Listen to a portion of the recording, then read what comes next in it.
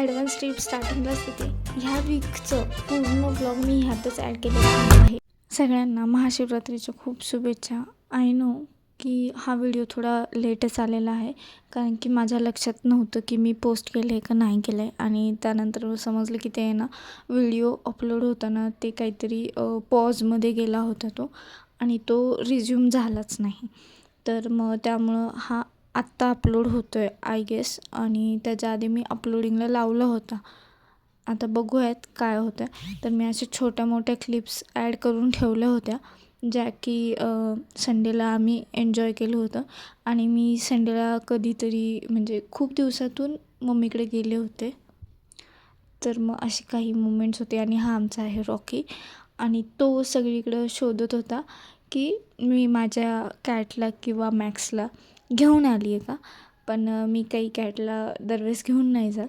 तर तो सर्च करत होता की आलं आहे का. आणि ही माझी ट्रॉफी आहे, जी की कॉलेजचे थीम फंक्शन जे असतात त्यावेळेस आहे. आणि माझी मम्मी बनवत होती साबुदाणा वडा. तर माझी मम्मी म्हणली की एवढा सगळा पसारा दाखवतेस का.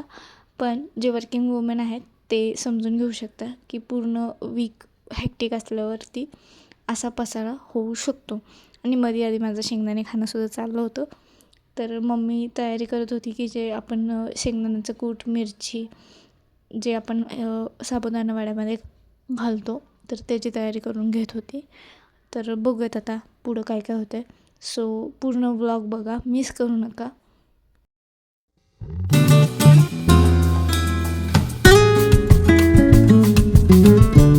तर मी मम्मीला म्हणलं की एवढी सिरियस का झाली आहे. तर मम्मी मला अशी हसून दाखवत होती.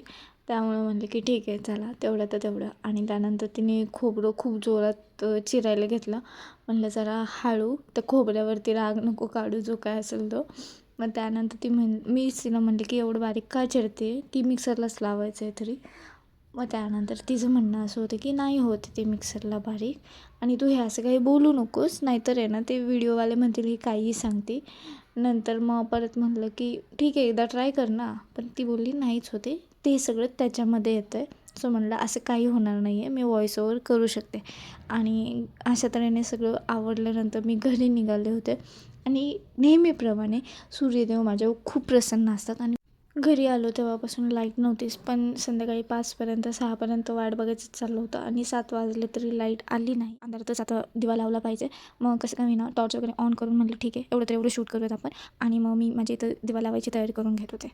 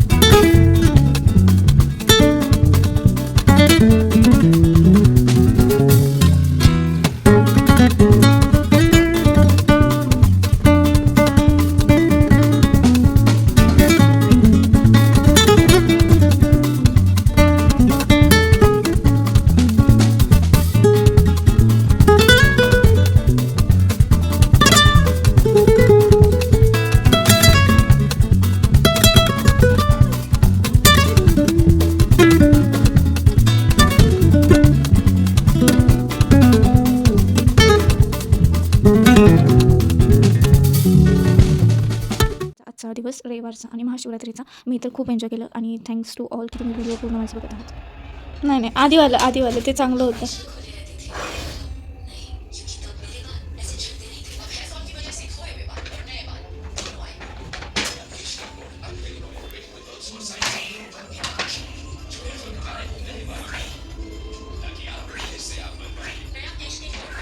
इकडे मला हवं लागते.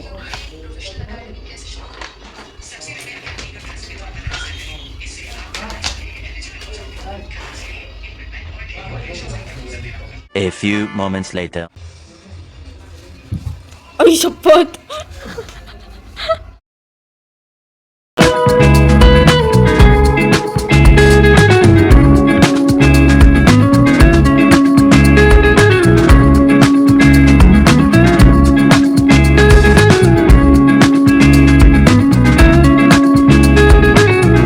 2,000 years later. सो अशी काही मेहनत झाली होती एक कॅन्डल विझवण्यासाठी. आणि थँक्स फॉर वॉचिंग. पूर्ण आजचा व्लॉग बघितल्याबद्दल खूप खूप धन्यवाद. जसं मी स्टार्टिंगला बोलले आहे की व्हिडिओ अपलोड झाला नव्हता ह्याच्या आधीचा, आणि त्यामुळे मी म्हणले की ठीक आहे, ह्याच व्हिडिओच्या पुढे मी बाकीचे ह्या वीकचं पूर्ण व्लॉग जो आहे तो ॲड करते. जास्तीत जास्त मला शूट करता आलं नाही, कारण की मी सोमवार मंगळवार घरी होते. बुधवारी मी हेअरकटचा असा पराक्रम केला, तो तुम्ही आता नक्की बघता, तेही मी तुम्हाला एक्सप्लेन करणार आहे. आणि हे पूर्ण व्लॉग नीट बघा, स्किप करू नका. आणि प्रो टिप मी अशी देते की तुम्ही घरी हेअरकट करू नका जर तुम्हाला पार्टिशन कुणी करून द्यायला नसेल तर. जर कुणी सोबत असेल तर तुम्ही जाऊ शकता हेअरकट करण्यासाठी, पण जर एकटे असाल तर प्लीज असं काही करू नका. इथं बघू शकता तुम्ही की मी माझे हेअरकट म्हणजे रेग्युलर करते, बट ह्यावेळेस माहीत नाही नक्की कुठं मिस्टेक झाली माझी. आणि लिटरली 2 इंचेसचा माझा हेअरमध्ये फरक पडला. दुसरी गोष्ट अशी की मी ट्युटोरियल व्यवस्थित बघत होते, नाही बघितलं असं नाही आहे. मी 2 वेगवेगळे बघितले आणि एक कंटिन्यू बघत होते हेअर कटिंगच्या टायमिंगला. सो जे झालं आहे ते आता एक्सेप्ट आहे. आणि मी असं तुम्हाला स्टार्टिंगला दाखवली की काही झालं नाही, बट मला खूप हर्ट झालं आहे केस मी माझे हे असे केलेत तर. आणि माझं रडून देखील झालं होतं. त्यामुळे मी त्या दिवशी ऑलमोस्ट 4-5 दिवस मी आधी जे ब्लॉग होते ना त्यामध्ये कुठंच सांगितलं नाही की माझं हेअर्सचं असं झालेलं आहे. मग फायनली हेअरकटचं जे काही शॉर्ट रील होती ती तुम्ही बघितलीच होती. तर आठवड्याची सुरुवात तर छान झाली होती, पण कोणाला माहीत होतं हे मध्येच असं होईल. तर ते झाल्यानंतरसुद्धा मी हे नाही बघितले की आता मला आधी काय केले, मी हे नाही बघत बसले. हे व्हिडिओ स्टार्ट करायच्या आधीच मी पार्लरवालीला कॉन्टॅक्ट करून घेतला होता. आणि त्याच्यानंतर ती बोलली होती की हां या तुम्ही, किंवा गुरुवार येतो आहे तर गुरुवारी मोस्टली बंद असतं, लाईट नसते, त्यामुळं म्हणले ठीक आहे फ्रायडे वगैरे. पण मग फ्रायडेला असं झालं की यार म्हणजे नक्की करू का नको हेअरकट. आणि त्याआधी मी मेशोवरनं हे एक प्रोडक्ट मागवलं होतं जे की मला खूप स्वस्त पडलं होतं. आणि ह्याचा मी रील नक्की मी शेअर करा. 2 दिवस लागतील आय गेस. ह्याचा रील जो आहे ना ह्या प्रोडक्टचा तो संडेला येईल तुमच्याकडे, जो की मी लूक क्रिएट केला होता.